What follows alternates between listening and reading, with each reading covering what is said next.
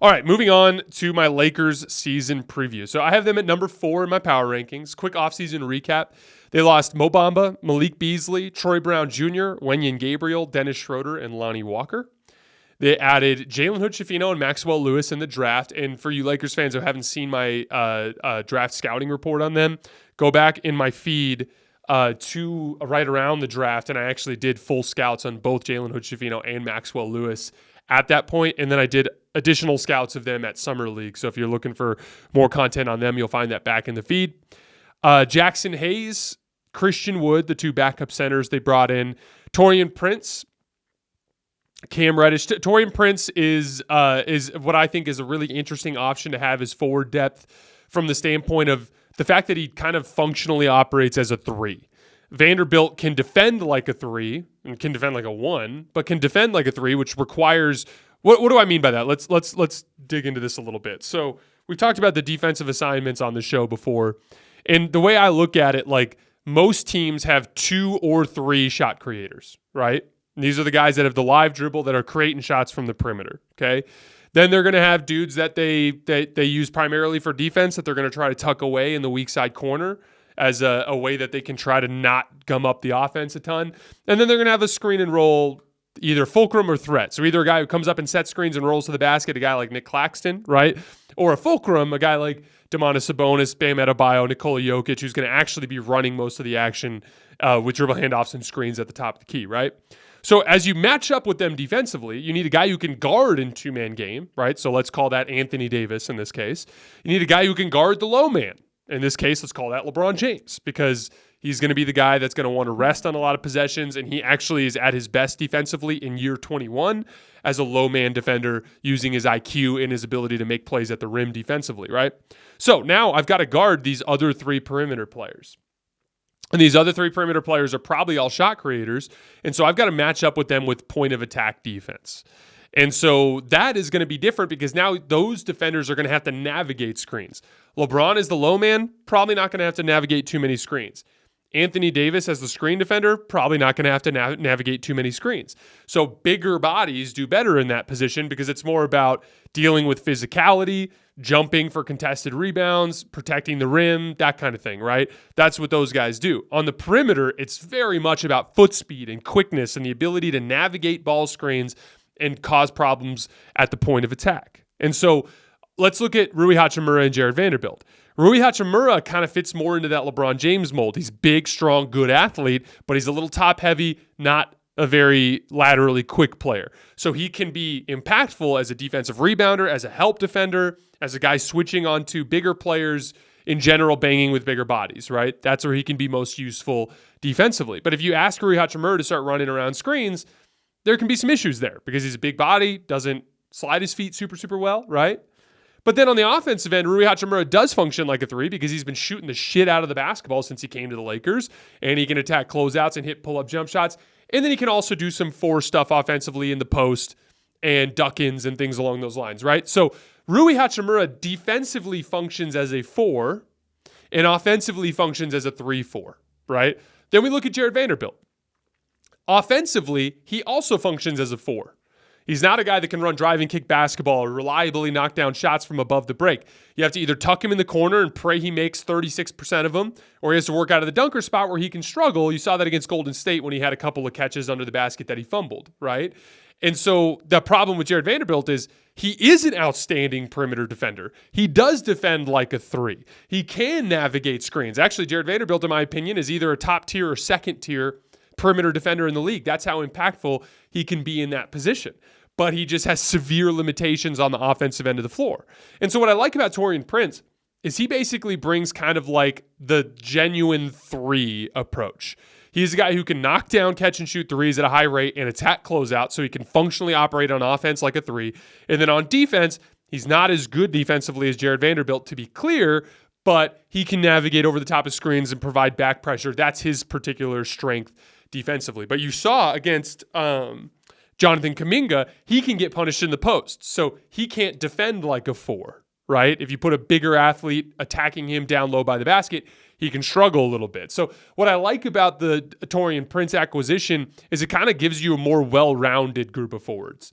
Now you've got two options to defend at the 3 in Jared Vanderbilt and Rui Hachimura, or excuse me, Jared Vanderbilt and Taurean Prince, and you've got two options to defend at the 4, which is Rui Hachimura and Jared Vanderbilt, who can do both because he's also pretty big and strong. So you've got a little bit more defensive versatility. And on the offensive end of the floor, if Rui doesn't have it going defensively and you literally can't play him because of a specific matchup where he's navigating screens too much, but on the other end, you can't afford to have Vanderbilt get ignored, you have Taurean Prince as an option. And so I really liked that pickup, especially at the biannual exception, which is an affordable contract range, as just a guy who can just kind of give them more depth at the forward position and versatility in some ways that Rui and Vando have some holes. Cam Reddish, I don't expect him to play much this year. I think he is still a player who's learning how to play winning basketball and is far way away from that. But he will have his moments, and he will score points when he does get minutes. And then Gabe Vincent, who I thought was a intentional move away from the Dennis Schroeder archetype, which we'll talk about in a little bit. So, kind of recapping the offseason, they also re-signed or extended Rui Hachimura, Austin Reeves, D'Angelo Russell, Jared Vanderbilt, Anthony Davis. And now, as a result, all 5 of those guys are locked up for at least the next 2 years, and all of them except for D'Angelo Russell are locked up for at least the next 3 years. So there's going to be continuity. There is security in the group of guys that's going to be coming to work every day for this team for the next few years. That's an advantage that the Lakers have lacked over the last few years with all the roster turnover that they've been going with. Now, there was a big kind of like narrative split in the public over what really happened in this Laker offseason. You had a lot of people saying the Lakers had a great offseason, and then you had a lot of other people saying like, well, they didn't get any better in the key areas. And like the thing that's funny with that is like they're both right. They're just arguing about different things, right? So, like, you're right. Did they get better at the things they needed to beat Denver? Did they get more athletic in the backcourt and better at the point of attack? No. Did they get better at backup center? I mean, we'll see. Did they get better with shot making? Definitely not, unless LeBron and AD magically improve. So, like, did they fix those problems? No. So I agree with these people.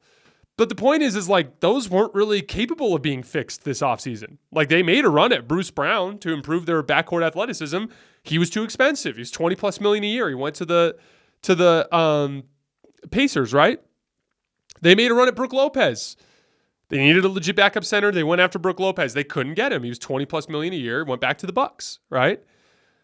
And then they didn't have the tradable salaries to get involved in the Dame sweepstakes or the Drew Holiday sweepstakes, and probably didn't have the assets to get it done anyway. So, like, if you really look at it, the magical top-end improvement wasn't there for the Lakers in the offseason. But they did improve the things they could do. They had the best offseason they could have had under their set of circumstances.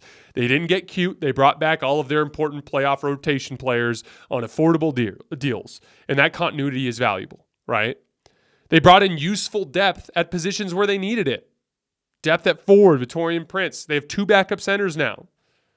When last year they had one who got hurt in Mo Bamba, right? And one of which, in Jackson Hayes, has been winning his minutes in preseason and looks pretty solid. So, like, they did the best they could with what was available to them this offseason. Even the Gabe Vincent for Dennis Schroeder switch made sense to me. Like, Gabe is a downgrade at the point of attack by some amount. I still think Gabe's a decent point of attack defender, but he's a downgrade from Dennis Schroeder, theoretically, right? But it makes more sense on this roster because with Rui and LeBron and Anthony Davis and D'Angelo Russell and Austin Reeves, they actually need someone who's more comfortable playing without the basketball. And Gabe Vincent's just a better off-ball guard than Dennis Schroeder is, right? So I kind of like that move too. So it wasn't like some massive ceiling-raising offseason like Milwaukee bringing in Damian Lillard, but that wasn't available. They did the best with what was available. And they improved. I look at it as an excellent offseason for the Lakers on 2 fronts.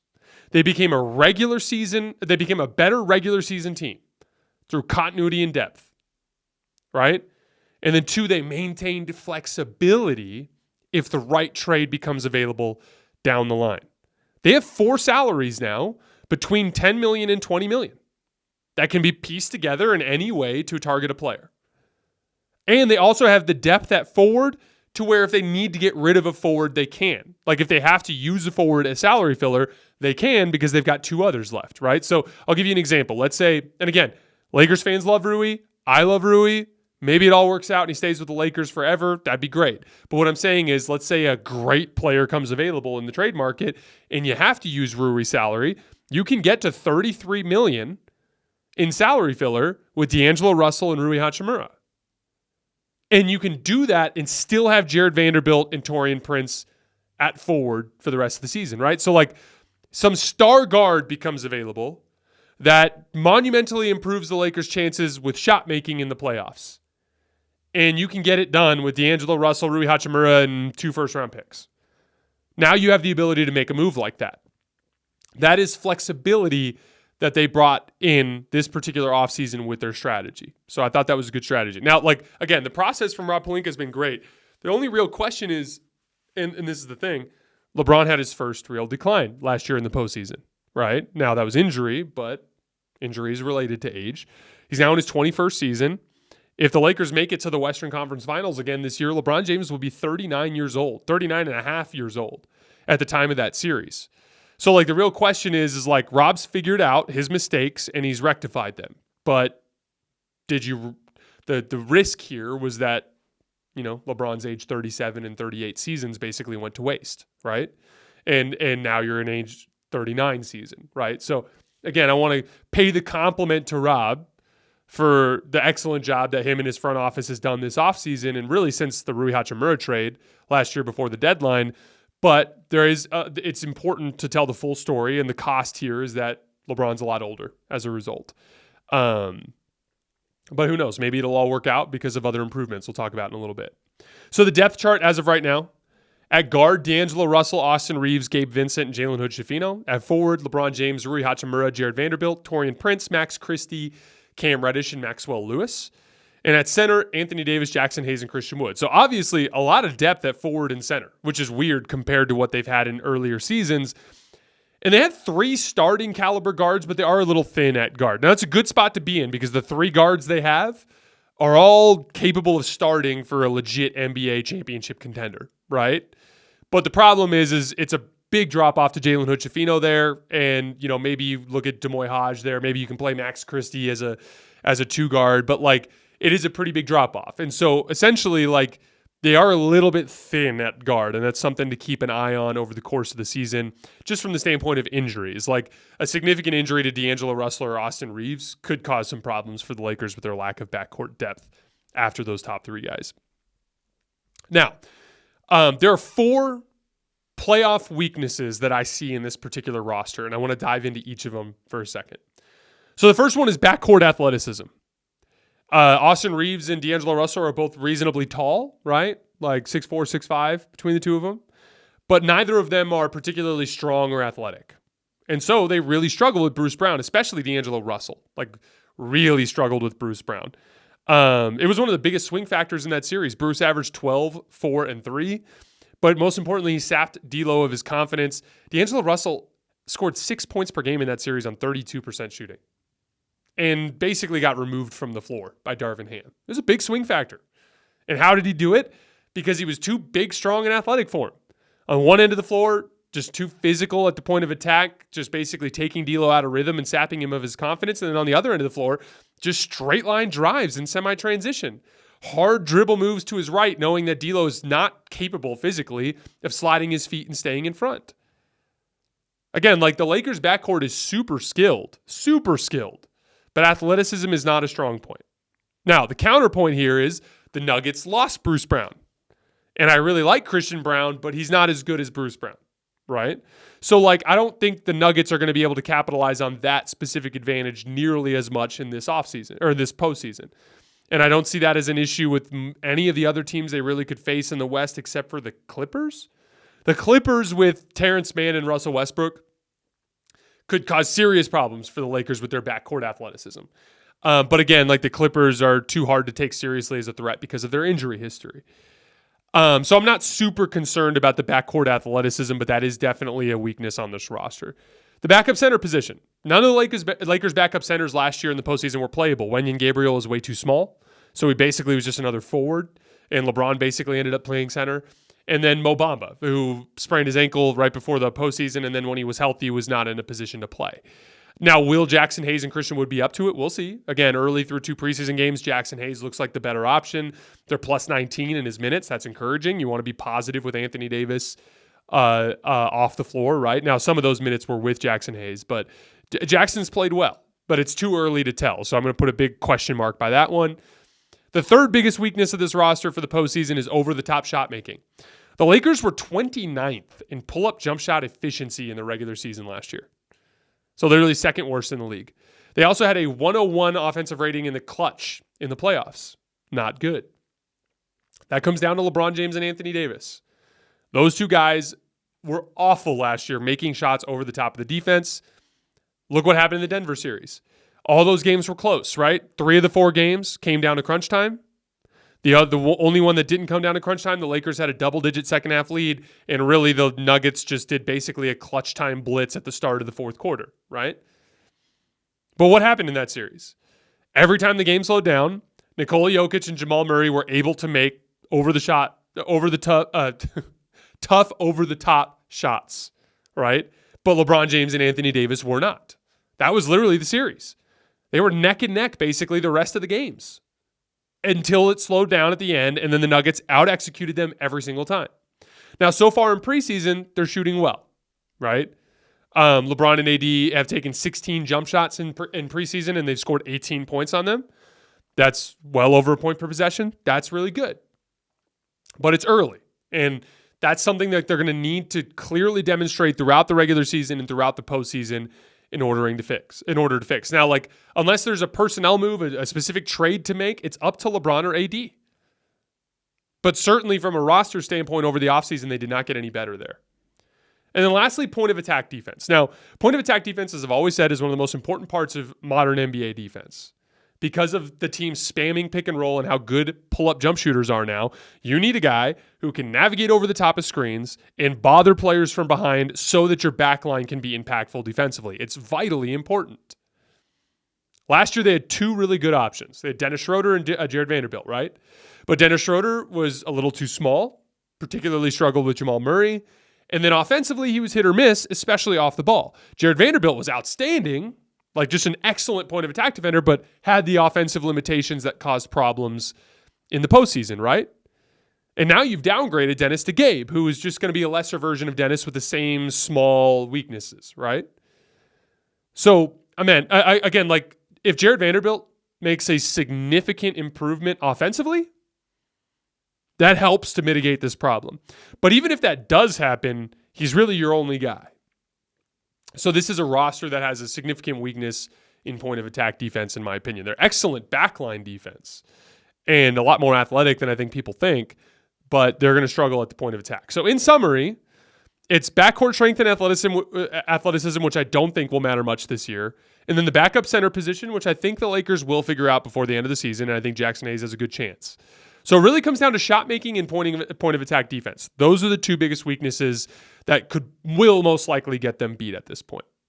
So the question is which is more important? Because they do not have the assets to address both, in my opinion. So if you could bring in a above average starter who's an elite point of attack defender or an outstanding over the top shot maker, which direction do you go? That's the big question. And to me, it really comes down to who the shot maker is. So if I was running the Lakers and we get to the deadline and those 2 options are on the table, it depends what the options are. If the shot maker is, let's say, someone like Jordan Clarkson, like I don't think that's worth it, right? If it's James Harden, I don't think that's worth it. But if it's like a real top tier guy, like let's say the Mavericks completely self-implode this year, and at the deadline, Luka gets hurt and Kyrie's super upset and he just wants to get out, and you can make a move for someone like Kyrie, hell yeah, you do that. You find the salaries. I think it would have to take Rui, it would take D'Lo. You probably have to use another contract in there as well. But like, you do that. But if it's anybody below that tier, I don't think it's worth it. And the reason why is You're not going to beat Denver in shot making with a mid-level shot creator. You're not going to beat Dame in Milwaukee with a mid-level shot creator. It has to be one of the guys. And so if you can get one of the guys, you go for it. That's why I lean more towards the point of attack position. Be great at what you're great at. Don't try to beat Denver at shot making. Don't try to beat Milwaukee at shot making. Beat them by being the best defense in the NBA. And if you get another outstanding point of attack defender out there with that front line and with commitment from the rest of the roster, you can be downright destructive defensively. I know the GMs all overlooked AD in the best defender category, but like he's the best defender in the league. How do you not see that by watching the postseason last year and everything he did in the second half of the regular season? He's the best defender. So if you give him real support on the perimeter, that's where you can go up against teams like Denver and be like, yeah, you're great at that, but we're great at this. Deal with it, right?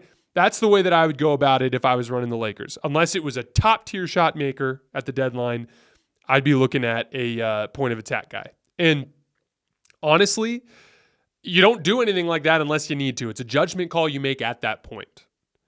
If you get to February and LeBron James and Anthony Davis are making their jump shots and Jared Vanderbilt is a little more efficient from three and a little more efficient from the dunker spot, you don't mess with it and you run it with that group, right? It's a judgment call you make at the deadline. My prediction for this year. I think the Lakers are well positioned for a successful regular season. I think they'll be a top 4 seed in the standings. In the West, barring like a catastrophic injury to AD. I think they can afford for AD and LeBron each to miss 20 games. They're deep now. And they're deep at the important positions you need to win in the NBA. Like they're actually deep, young, and athletic in the front court, right? Like AD and LeBron can both be out and they can run a starting lineup with Austin Reeves, D'Angelo Russell, Jared Vanderbilt, Rui Hachimura, and Jackson Hayes. That's a functional basketball team that has a real chance to win games, especially against bad teams. So you might be able to buy rest time there. They didn't have that last year. Everyone on the roster, other than LeBron James and Anthony Davis, is in their 20s. This is a young, athletic team. So I don't think that LeBron missing 20 games or Anthony Davis missing 20 games is a problem. It's if AD has to miss 50 games, now we're talking about a much more serious issue, right? But barring that sort of catastrophic injury, I think the Lakers are going to be a top 4 seed. But in the playoffs, I think they're clearly behind Denver, Milwaukee, and Boston. Unless they have a significant upgrade. And that upgrade can come from 2 places. An upgrade in offensive potency from LeBron James and Anthony Davis, right? LeBron and AD improving his jump shooters, or a roster upgrade, either targeting a high-level shot creator or a point of attack defender. If they don't upgrade in one of those 2 ways, I think they're destined to lose in the semis or the conference finals again.